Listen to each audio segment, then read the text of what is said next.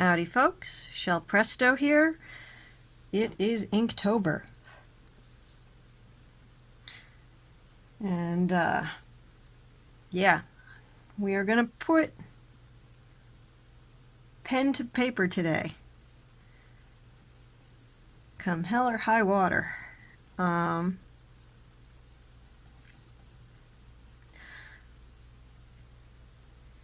saw me thumbnailing yesterday, and I do intend to do that drawing during Inktober, but I actually had a pretty rough day yesterday. I actually intended to start Inktober at midnight, and then I didn't. I went to a funeral yesterday, and I didn't think it was going to affect me that much, and you know, I wasn't that down about it. I'm kind of a realist, so you know, people dying is part of life, and we had to accept it. But I got a bit more affected than I often do at funerals, so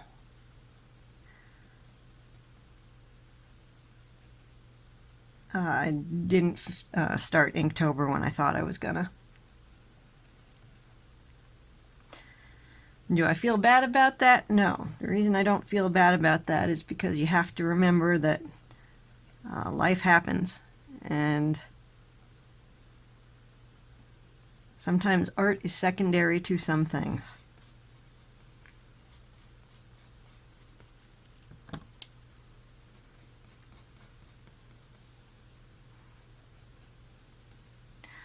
So what I'm drawing here today is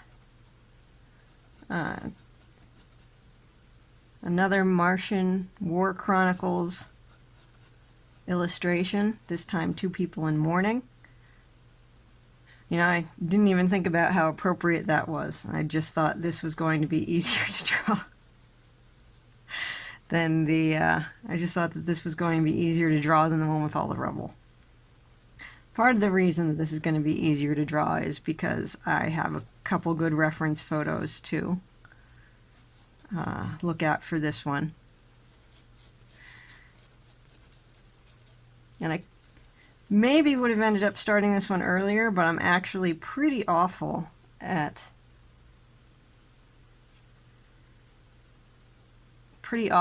remembering to ask people to help me take photos. Because since this is two people together, I needed both Mike and I for posing. And that means a third person has to take the picture.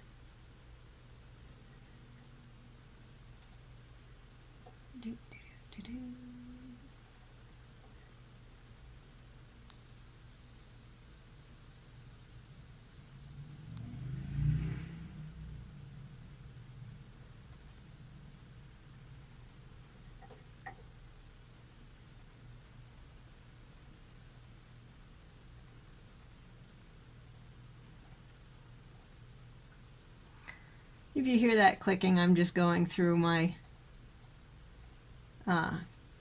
computer looking for good references.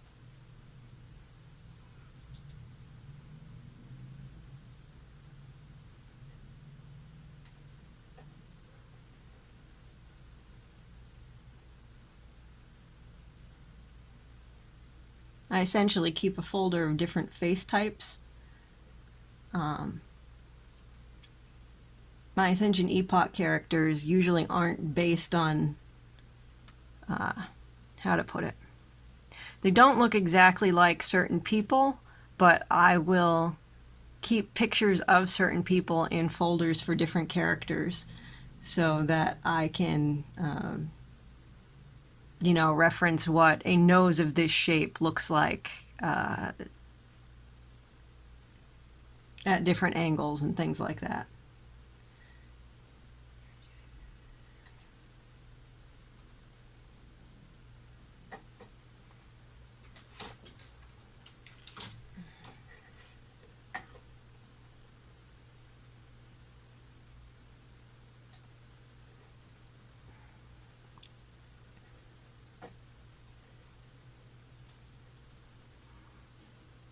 Okay, so another user question that we got, not user, viewer, sorry. I used to work as a technical writer for a software company.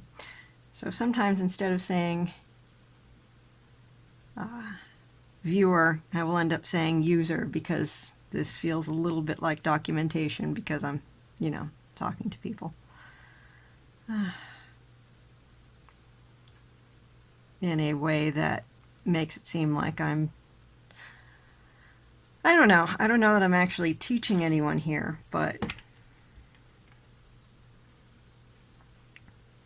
I'm sure you guys get what I'm trying to say.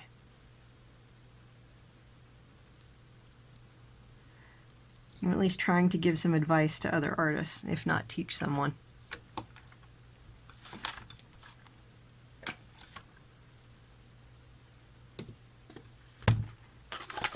And I have the wrong book up,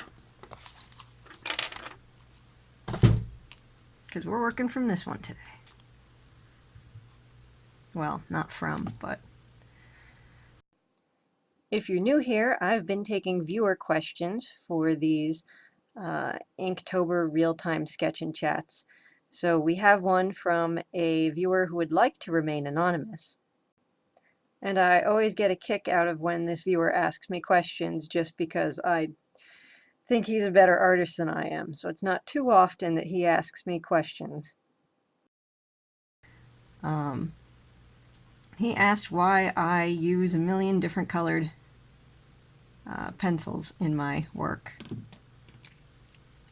He didn't actually say a million, but I'm exaggerating. I don't have a list of questions right up, so I'm winging it on remembering them. But as you can see, I am using a blue pencil and I am using a pink pencil, and I've got a red pencil here and green pencils and all that jazz. And there are a lot of people that use this color blue. Lead is called non-photo blue. The reason they call it that is because it tends to not show up on photocopiers if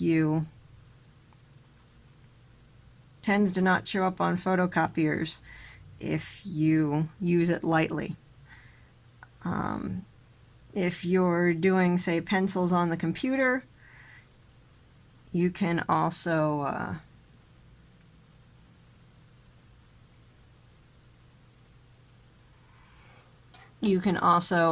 edit it out by selecting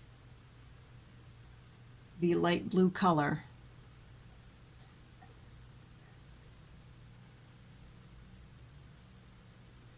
What am I doing here?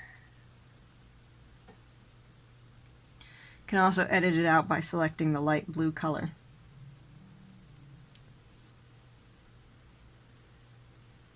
Alright, where was I?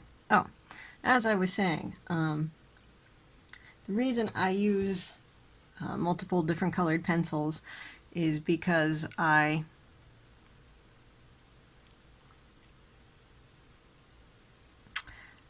often, I tend to be a little scribbly with my lines. Like, see, there's a line here and there's a line here, and this is just a mess of a shape. It's not even a hand yet. And I like drawing the body underneath the clothes and such. So when I go to, if I just used regular gray pencil, those lines all start to blur in, especially when I start adding details that I actually want to ink on top of it. And when that happens, then I don't know what to ink anymore, and I get really frustrated. So to avoid that, I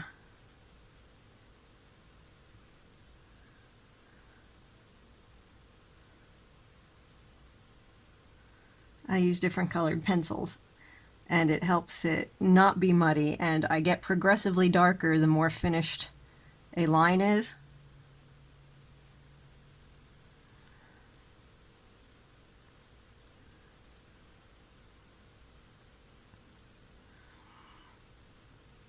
So you know, if the pink pencil, I start muddying that up and I have too much detail, like say I can't see exactly what's going on over here, well then I'll bring out a red pencil and make the lines even darker. So I know that the darkest line is the finish line that I want to ink. And for example, with perspective, for perspective you end up putting a whole bunch of lines all over the place, or at least I do. I like to put a perspective grid in before I like to put a perspective grid in before I actually start drawing whatever it is I'm going to be drawing. So when I put a perspective grid in, I may put it in like green or orange lines so that I know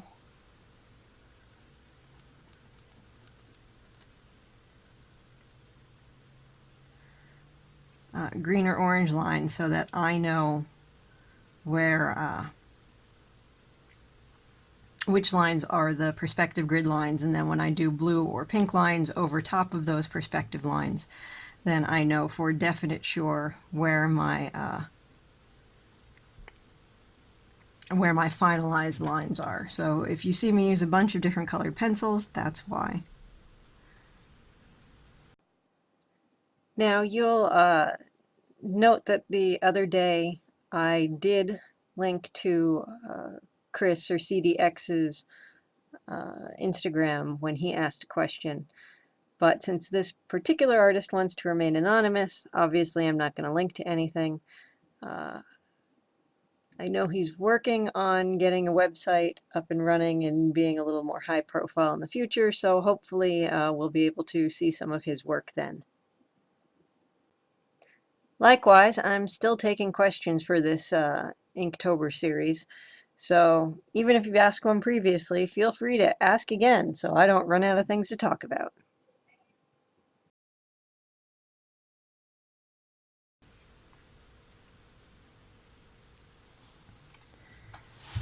Let's see here.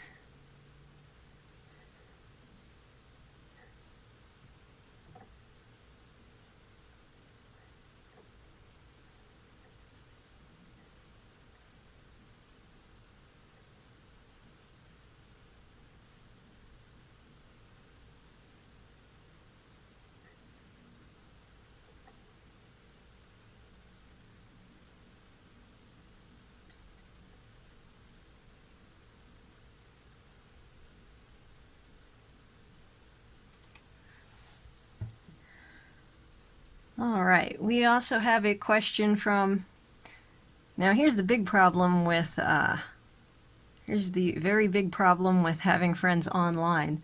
I don't do a lot of voice chat online, so this question is from Meanstin, or Meanstin, or we can go really crazy with the pronunciation and do Meanstin.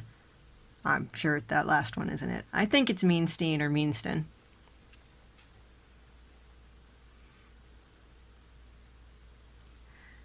She hangs out on the Artist Guild Discord, and she does some impressive digitally colored art.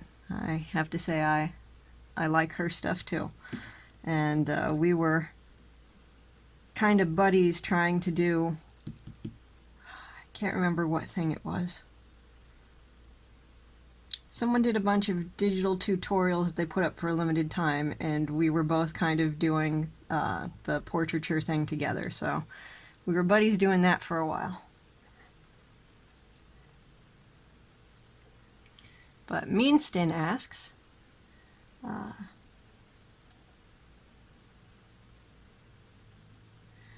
how much time do you take for making selfish art? Art that you only make because you enjoy it and don't consider to share in the process of making it?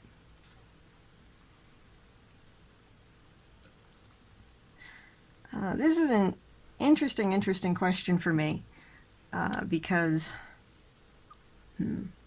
how do I put this?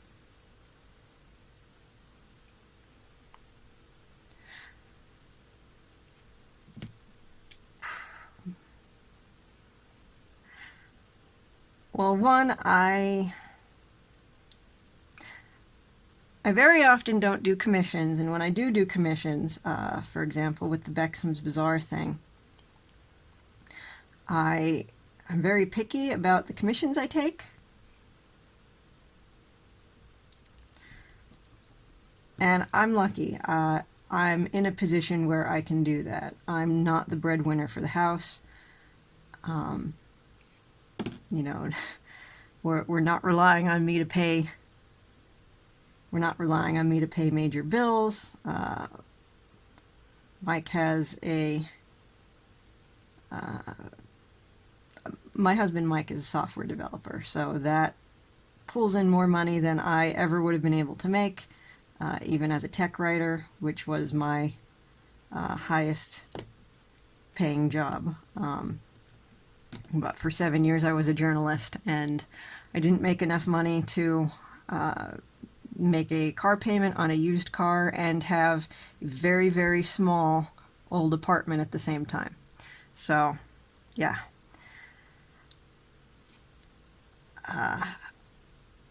And if you're trying to do the art thing full time, you'll end up taking jobs that, you know, just put food on the table. And fortunately, I'm not in that position. So pretty much everything that I draw, you know, is something that I want to draw, at least on some level. Even if it's something difficult or something that I don't, even if it's something difficult or something that I don't really know what I'm, or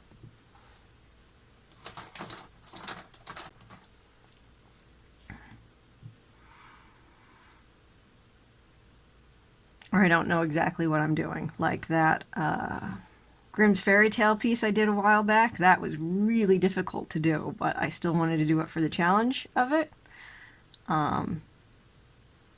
Things like, well, the Martian War Chronicles stuff, it's difficult to do because especially anytime I have to do like war equipment or anything.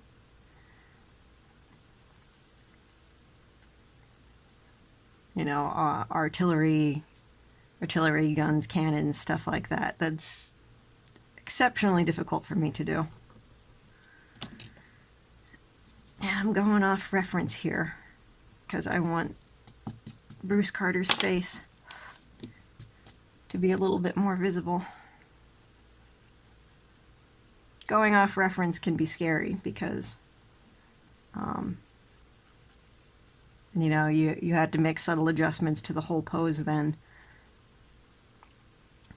But you need to tell the story first, so.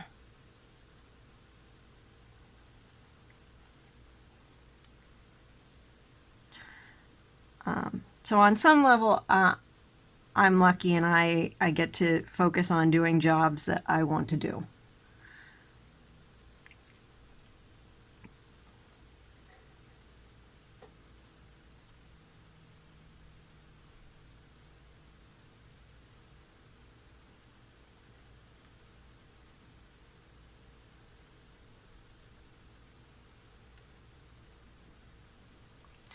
I think that the bigger and harder question for me is how to say it. Oh, in terms of sharing my stuff too, it's like I want to share everything I do that's related to the Ascension Epoch because I want to get word out there that it exists.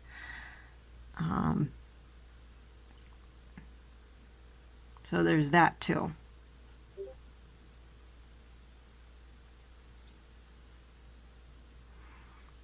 And if that's my Discord, I want to close it so that I'm not continually.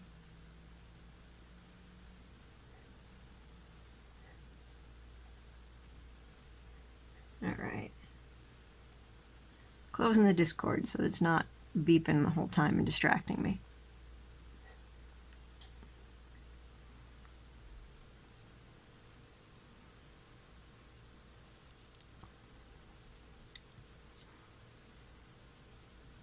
Is that enough? No, he's going to be covered there.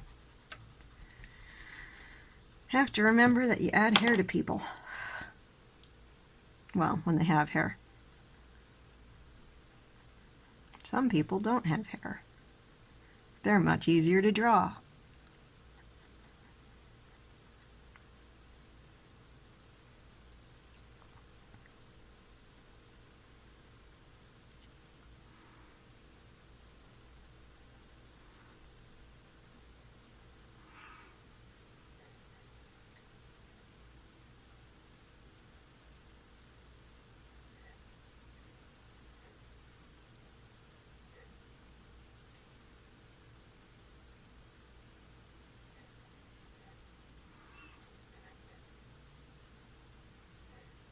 So everything I do for Ascension Epoch, I essentially want to be out there. And I want to share it. There's not a lot of artwork that I don't post online. Or if I do not post it, it's not that it's not being posted because I don't want to share it. It's because I'm trying to carefully select when I share it. Like I have probably 3 or 4 more Beckhams Bazaar illustrations that I didn't share online yet. Because I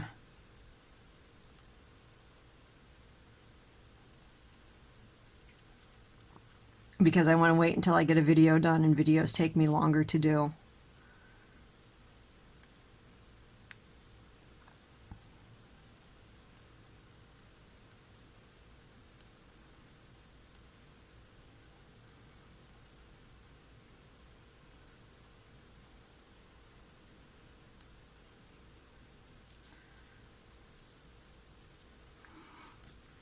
But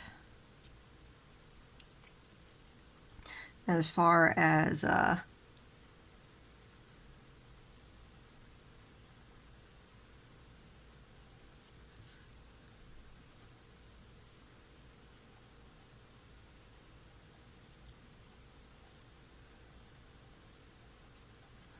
here you can see what I'm doing with the 2 colored pencil things. If I had done his sketch in blue, you'd see I wouldn't be able to draw through the face here. I'd think like this was a tuft of hair or something eventually when I got to inking it, and that would be bad.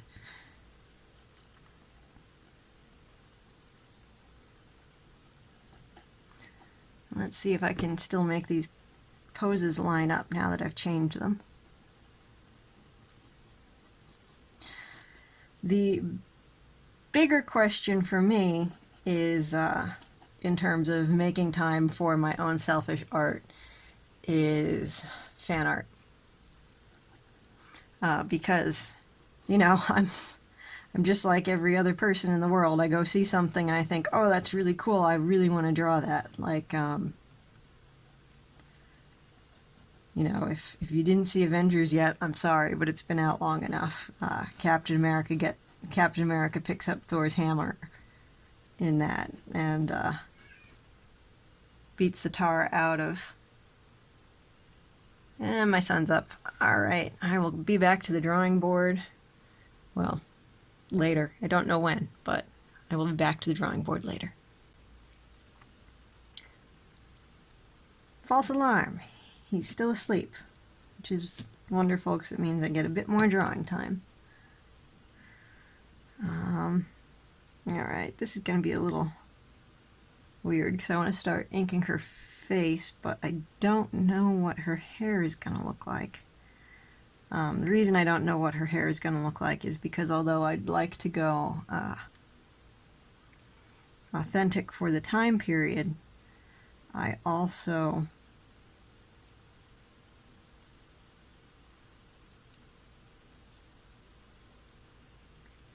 want to go authentic for the time period, but I also don't want to put her hair up in a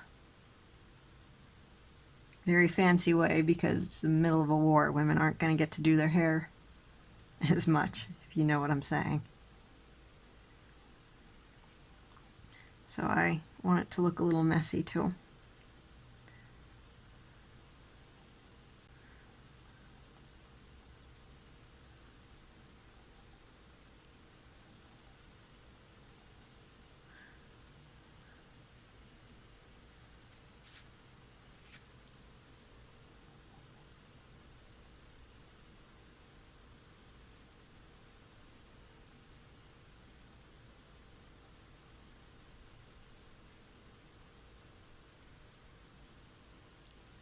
don't know. Women don't wear their hair down much during this time period, so I don't know.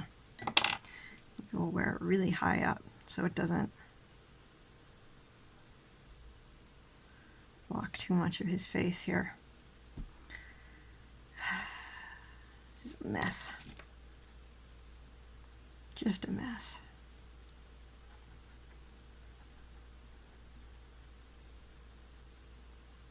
I'm going to have to angle it downward more to bring it up like this.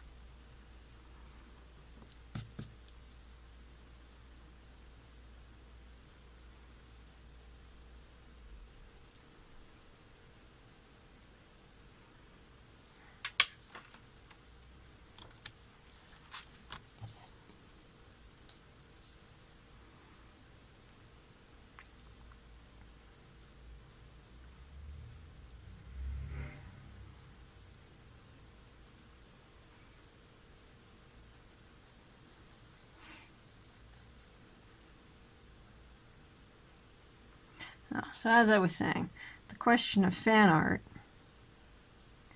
then becomes, you know, even if something's really cool and I really, really want to do it, can I devote that time to it? I'm of the mindset that when you have an original project, you know, you're the only person telling those stories. I'm usually the only person doing Ascension Epoch art unless we're shelling out money for commissions.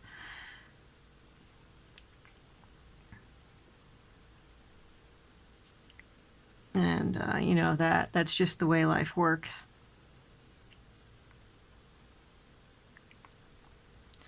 But if I'm, how to put it,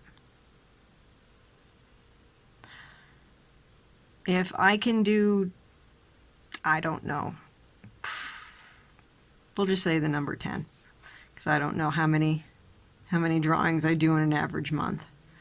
I don't know that I do 10 drawings a month, but we'll just say that for fun. If I do 10 drawings in a month,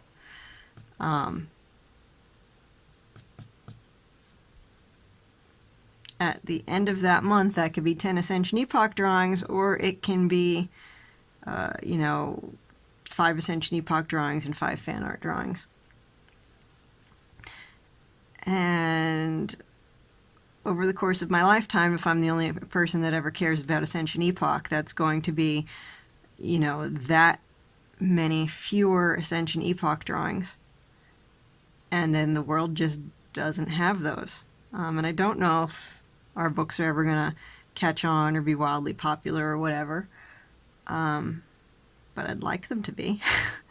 And I'd like to not deprive my future fans of that.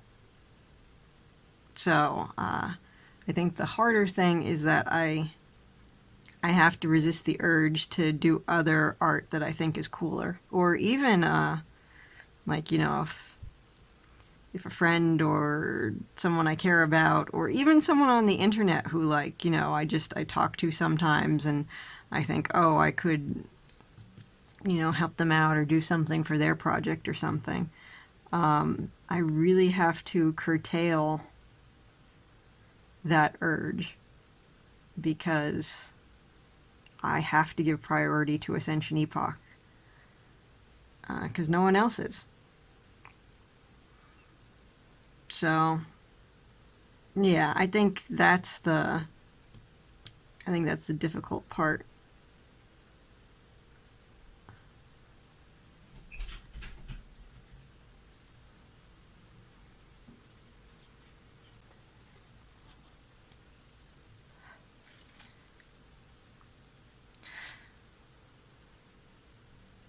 So at this point you may be wondering, Shell, what's taking you so long? Why don't you get to inking already? But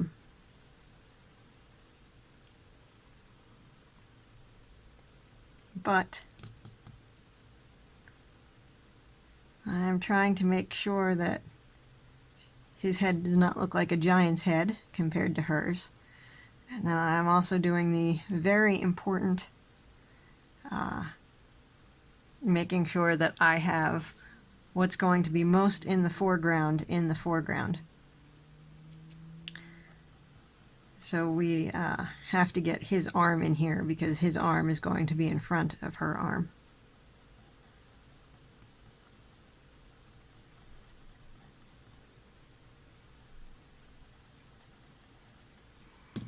And I think since he's more forward, his back isn't going to be as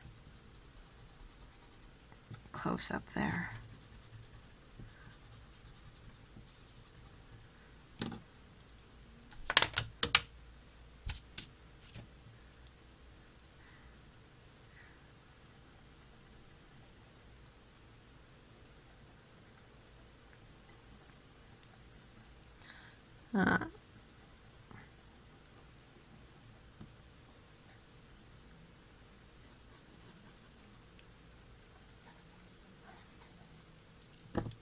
So I think I answered Meanstin's question there.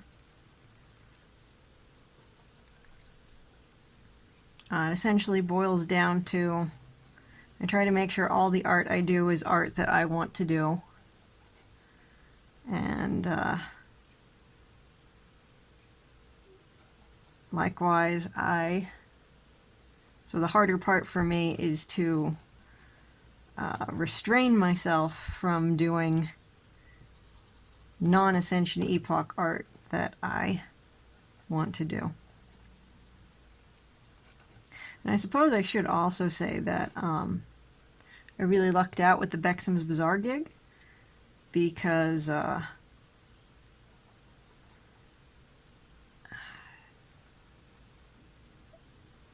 the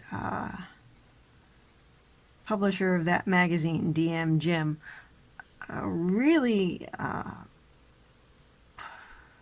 really gives me a free rein. He wants everything I do to be RPG related because it's an RPG magazine. So that makes perfect sense, but he lets me pick the genre and what type of characters I want to do, and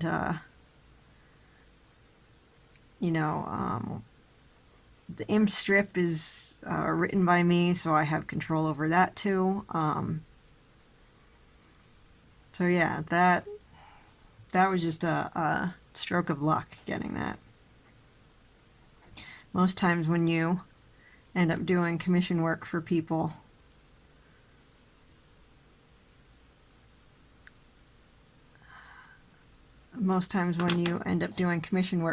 you have to draw what they want. All right.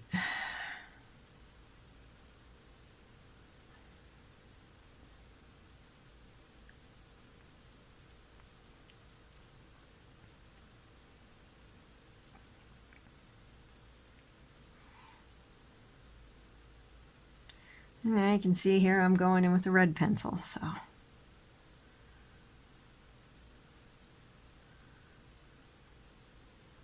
That's what I was talking about with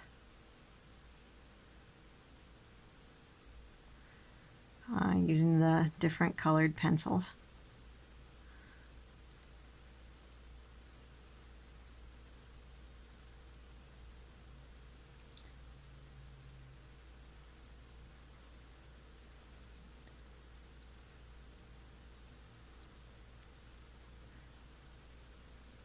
It might be worth it to say too that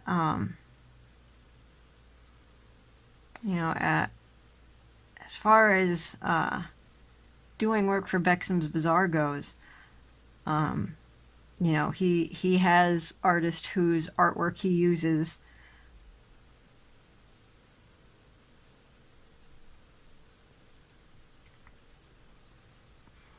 where he picks from artwork they've done, or he buys packs of art, or he gets permission to use art, and he uses tiny spot illustrations and stuff like that. And that's great and that's important, but you know, I took the initiative and I contacted him about the Imps comic strip. He wasn't looking for a comic strip for his magazine. But I said, hey, it's pretty obvious to me that you're going for a Dragon magazine vibe. And Dragon magazine had Nodwick, which was a... Oh, that hand does not look right. Why is the hand not looking right?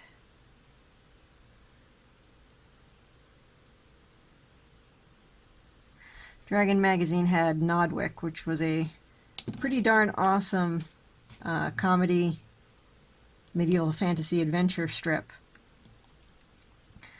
that I enjoyed, and I said, hey, you if you're trying to be a bit like Dragon magazine, maybe you want such a strip too. And he turned around and said he did.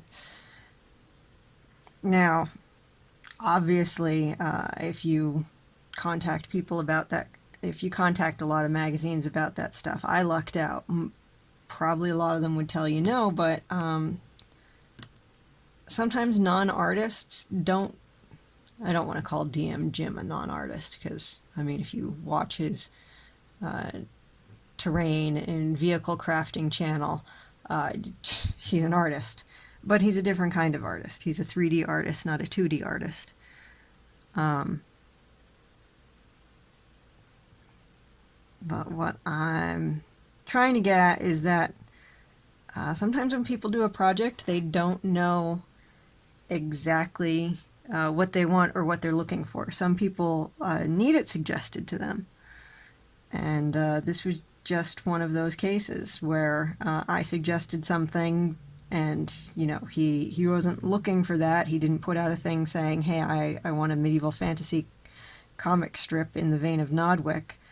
But it, you know, when I suggested it to him, he's like, yeah, I definitely want and need that. So sometimes you have to take the initiative to get the job you want and go around suggesting it. But likewise, you know, you have to be...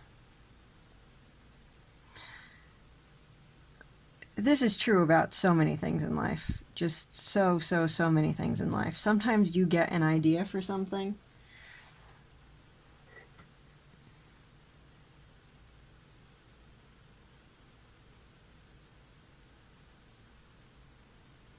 I apologize here, but I need to bring up my previous drawing of Fighting Yank, because I'm not gonna have him...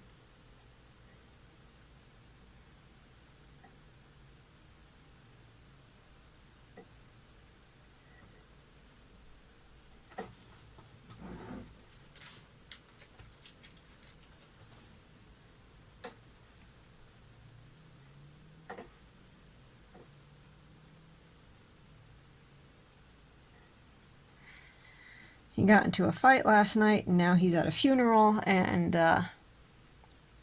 he won't have changed his clothing, so I needed to pull the reference up. I needed to pull the previous drawing I did so that I make sure he's wearing the same outfit.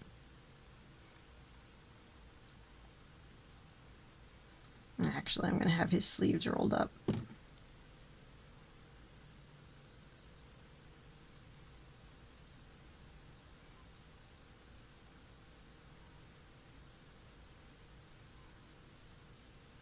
Okay, so when you get an idea to do anything, you know, usually you get a good bit of fire. Get a good bit of fire in yourself about it. You're like, oh man, yeah, I'm gonna do this. This is a great idea. And then you can lose interest, and that's a normal human condition. It's hard to maintain interest on things. But one of the worst things that you can possibly do for your art career is suggest something and then double back on it. So,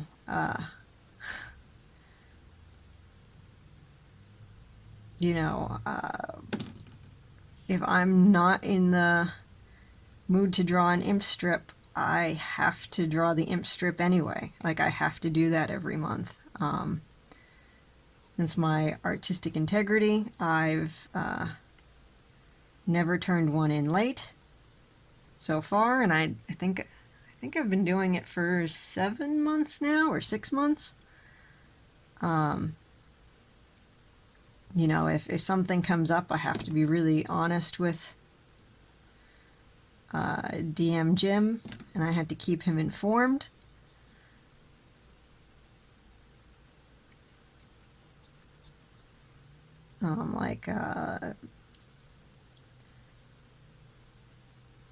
You know, last month I pitched a new article called Persona non grata to him, and you know, I could not get the article done last month. I got sick with a cold, my son got sick, and I even told him before the deadline was up, I don't think that I'm going to hit the deadline. And, you know, that happens, but you have to be honest with it. I think a lot of artists get nervous or scared, or they're afraid of confrontation. So they don't want to say when something's gone horribly wrong, and they're not going to be able to make something on time, and that's going to ruin your reputation really fast. If you're open about communication with the people you're working for, you're going to do yourself a much better favor. If you're wondering why I do lines like that, it's to remind myself of the foreshortening. I want his arm coming forward just a little bit. It also helps me figure out where folds are going to go. Like, I think folds will go there.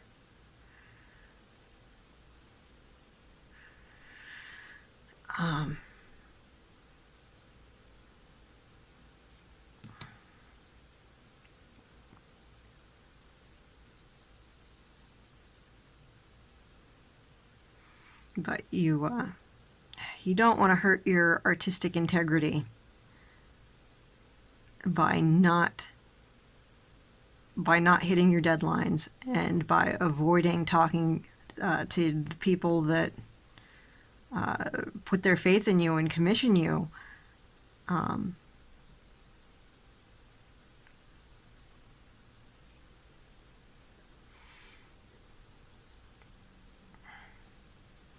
So, you know, when I started by pitching my standalone illustrations. I didn't jump right into the comic strip idea, because I wanted to see how the whole process went. You know, this is going to sound awful, but, you know, DM Jim is a reputable guy, but when you first start doing work for someone, you don't know if they're going to be reputable or not. You know, people can seem one way and not be another way, and DM Jim is excellent and always pays and is punctual, and that's great. But before you start a big project for someone, it's good to like do a littler thing for them and make sure that they actually pay you. So I actually get paid for doing my strip. And I started with the smaller illustrations before I pitched it.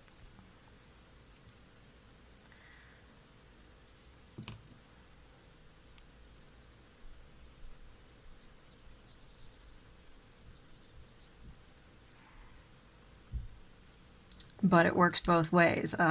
You know, before I pitched a larger thing for DM Jim, you know, he needed to know for sure that if I started a comic, that I would actually deliver it every month, because you don't want to, you know, start an ongoing thing that needs to be done month after month after month, and then have the person doing it stop and leave the readers hanging. That would be very bad, and it would disappoint his customers. So I built up trust with DM Jim by delivering smaller illustrations first.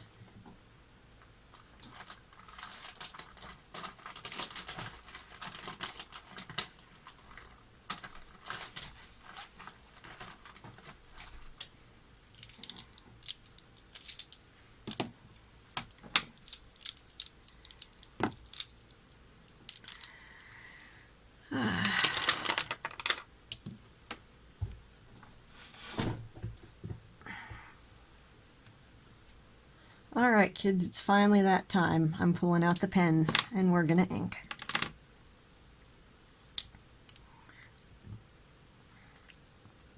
The truth of the matter is that we as artists, we have very complex feelings.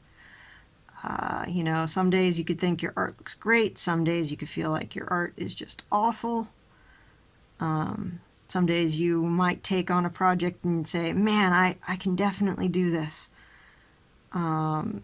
And then something can happen and you can lose faith in yourself or what you're doing.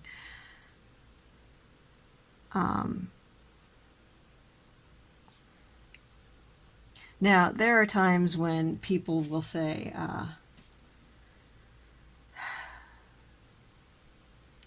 working for free is an entirely different beast, you know. And I feel like, you know, working for free or working for exposure, we'll say. They could be one in the... They're two sides of the same coin. And you know what? I'm actually going to make a little note on my drawing to talk about working for free. And working for exposure.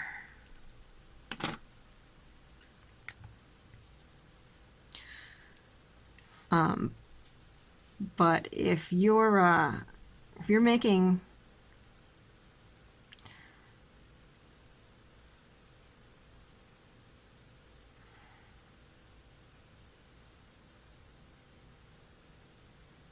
if you're committing to doing something and you've taken their money, then you have a commitment to do it. And you have to rally yourself. And it's funny because people apply this phrase often to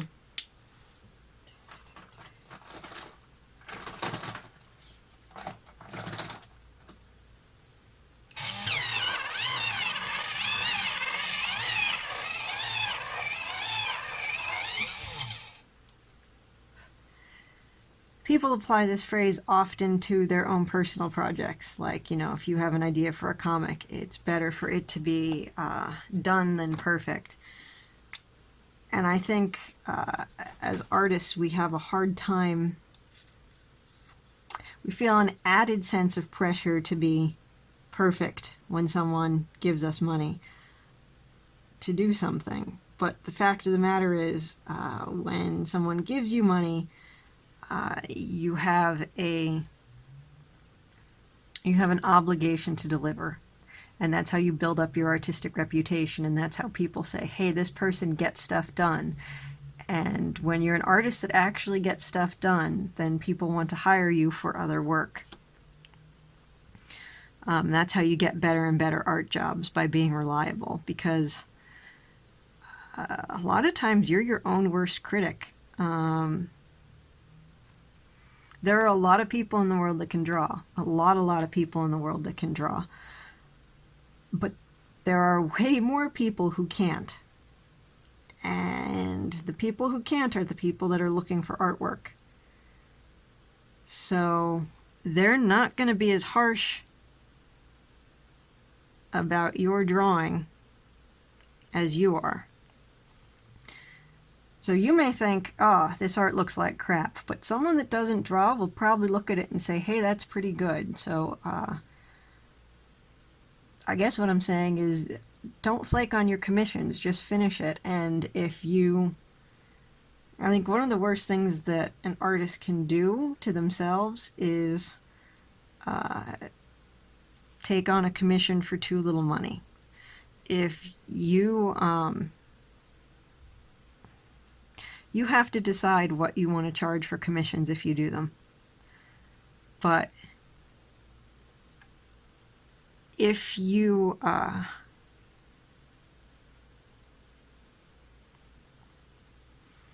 you know what, once you set your price, you have to stick to it. So you know, you may be, I don't know, if you say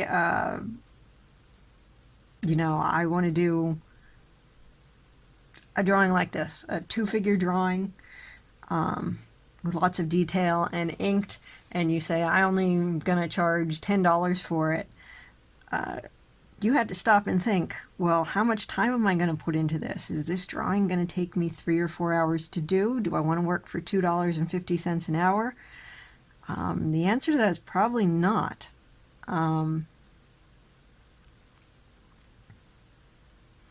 You know, you don't want to jip yourself. You want there to be a real incentive for you to finish your artwork.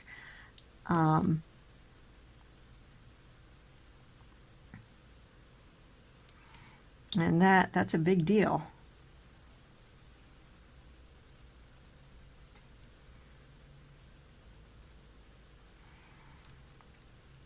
So you need to make sure that your prices actually compensate you enough for you to feel like completing a drawing is worth your time.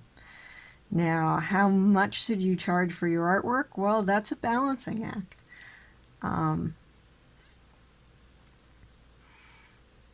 You know, on one hand, you have to think about how good and desirable your artwork is. If you have to balance experience with. All right. What was I saying? You need to balance. Turn extra light there. You need to balance your experience with the time invested in the art. You know, Alex Ross can charge $700 for a pencil drawing because he's got really, really, really high experience and a reputation and a desired style. And maybe, you know, I don't know how long it takes Alex Ross to do a drawing, but let's say a pencil sketch like that takes him 3 hours. Now, what about a beginning artist who would also spend 3 hours, but maybe your art doesn't look as good as Alex Ross's? Well, you then have to ask yourself, let's see here, I want to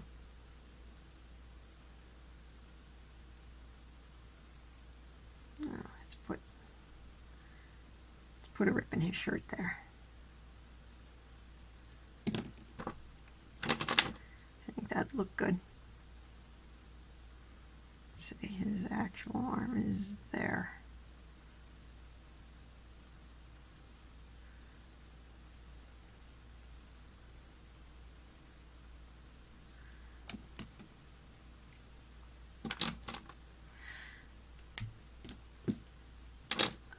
My thing is, you don't want to jip yourself on time. If something's going to take you 3 hours, then you want at least minimum wage for it. So maybe a drawing that takes you 3 hours, if you're really new to art and you feel like you don't know what you're doing, you want to charge at least $21. Because otherwise you could just be flipping burgers.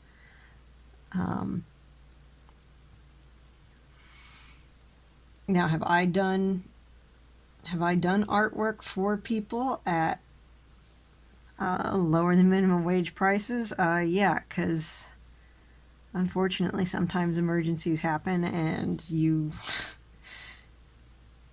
don't have much choice. You just need a job and you need money right then and there. And I've gypped myself quite a bit, and I've finished the job anyway because that paltry amount of money is still the amount of money I needed just then. But ideally, you want to give yourself a fair shake. Now, if you're doing something for, quote unquote exposure, that's something you have to think about too.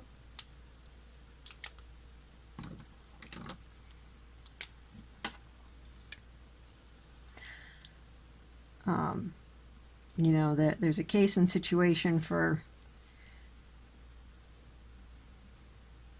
there's a case and a situation and exception for almost anything. So, but maybe you want to do artwork or commissions and you're not up to par on something. That's when, and I think I mentioned this in I think it was 2 or 3 videos ago, when you don't feel good enough. Sometimes you just need to look at your style and say, what can I do to, instead of committing to do more work at a rate that you're not pleased with and that isn't going to motivate you, you should consider doing, alright, I want one of these floofy, I want her to have a floofy, stiff shoulder here.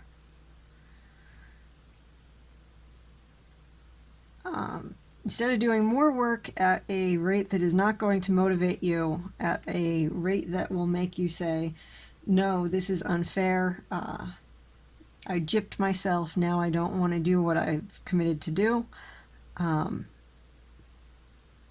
consider changing your art style up a little bit for the commissions you want to do. Let's see.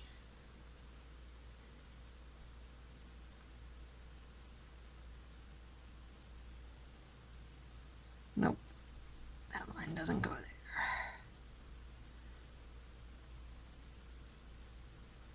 These are really weird folds.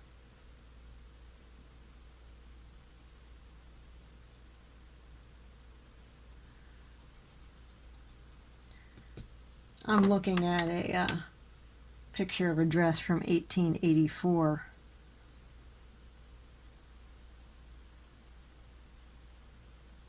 And the folds are very strange. They go in the opposite way that you would think folds would go. But the dress is cut that way, so I'm determined to get a little authentic with this. Okay.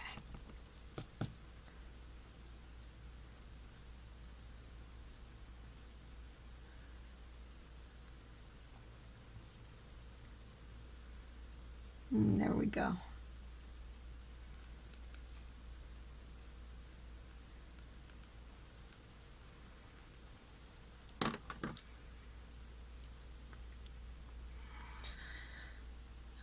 This is the problem with drawing and writing, or drawing and talking at the same time. Now I have to remember what I was talking about.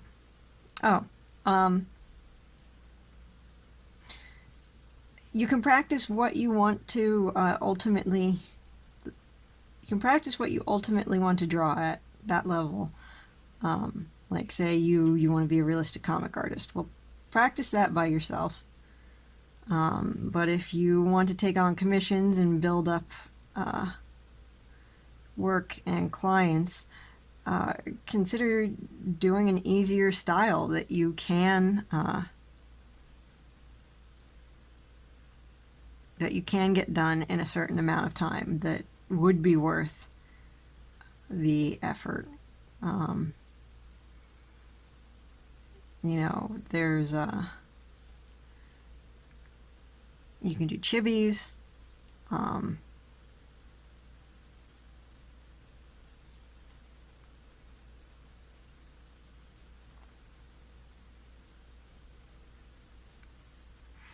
Or you can do more cartoony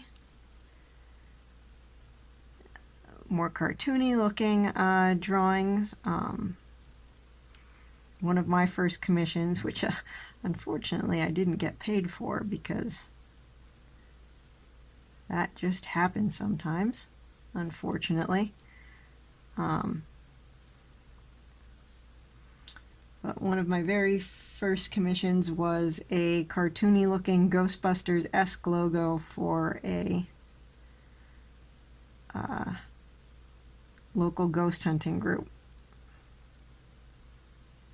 Would have been a lot nicer if I got paid for it, but I also didn't work too hard on it because it was a much easier style.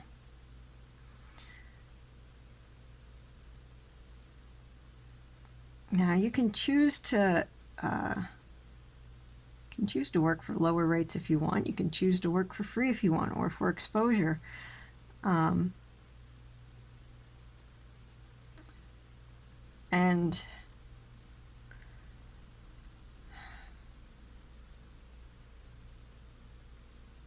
I don't know. On one hand, you want to do what you say you're going to do. On the other hand, it's easy as a young artist to gyp yourself, so my best advice is to really not take on free work unless you have a very, very compelling reason to take on free work. If it's something that you really love and you want to do, if you want to help someone,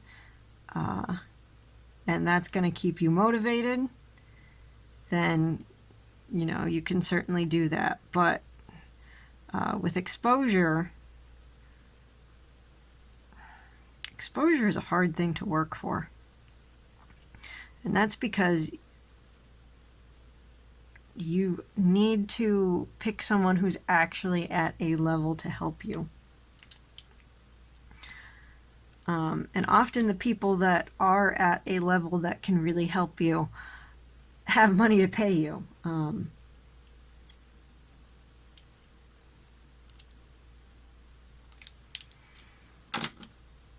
So that's an entirely different conversation.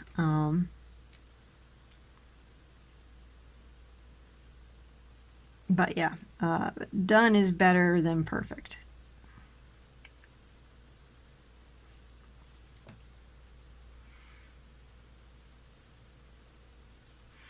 There have been times with my Beckhams Bazaar imp strip where, you know, I want to put a background in a panel and I just don't have time for it. But I have that deadline and I have to hit it. So, you know, there have been times when I've done an absolutely horrible job filling in a panel because I've you know, just colored in the background on a panel black or left a panel white or put in a screen tone that looked absolutely awful to me but looked okay to everyone else, because you have to get it done when you make that commitment. That's the way you get future jobs and you build a reputation. Done really is better than perfect for most projects.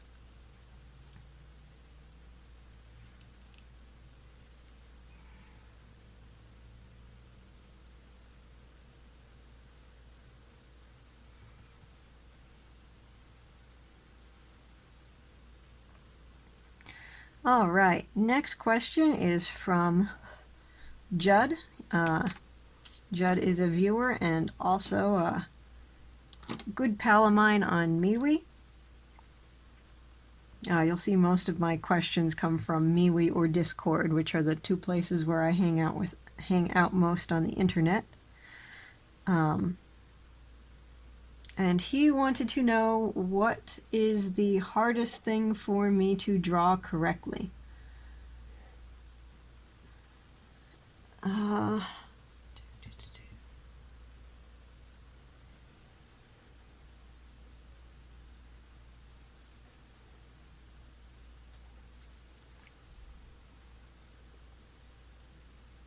It's actually an interesting question, and my immediate thought and reaction to that would be, no, actually I do know the answer to that question. My immediate thought to that would be buildings. I actually do have a pretty good understanding of perspective now, which I used to not have.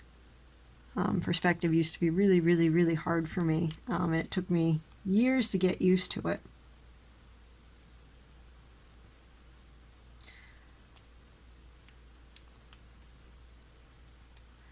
But to draw correctly,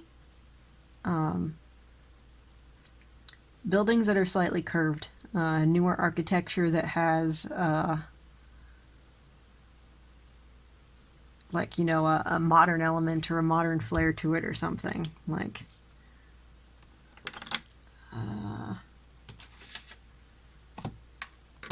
pick a darker color.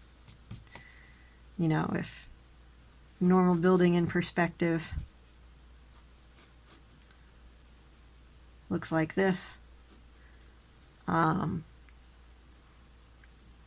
you know, that building might be hard for me to draw, but when you get into like buildings that do like the futuristic look, or like the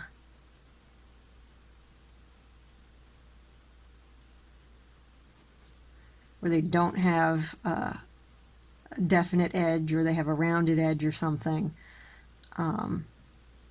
that's a lot harder for me. Like, this is easy.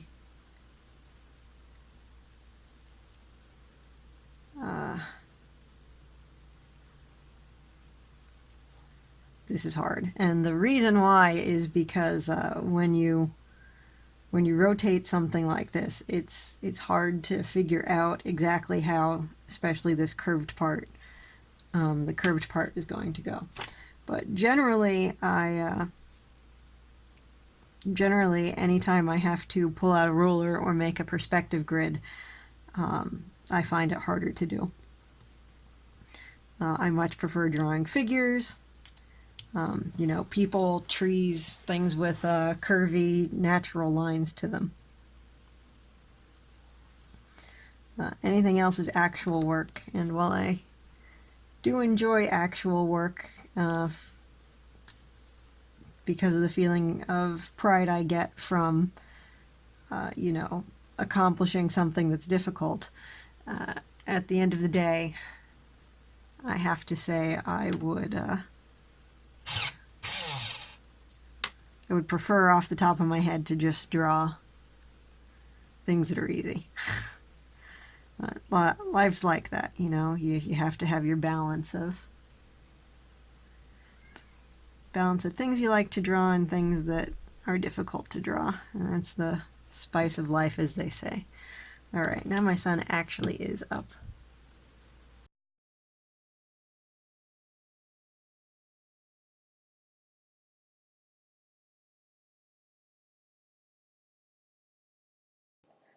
Despite the funeral itself, my weekend was not all gloom. I did manage to get up to the Bloomsburg Fair, which is always a fun time. I got to eat a lot of food, which is always a plus, and my son had a blast seeing the animals and also eating a lot of food. As a matter of fact, most of my food in many cases. We got a slice of refrigerated chocolate dipped peanut butter pie that managed to feed 4 people for only $4. There was no zoo this year, though. That was super disappointing. The zoo is kind of sporadic when it appears, but the first year it did, it was very exciting, and Mike and I got to hold a kangaroo, so that was very fun. Alright folks, I'm going to call it a night. Please like and subscribe if you enjoyed the video, and check out my books if you'd like to support the channel. Keep drawing, folks, and presto over and out. Farewell and adieu to you, fair Spanish ladies. Farewell and adieu to you, ladies of Spain.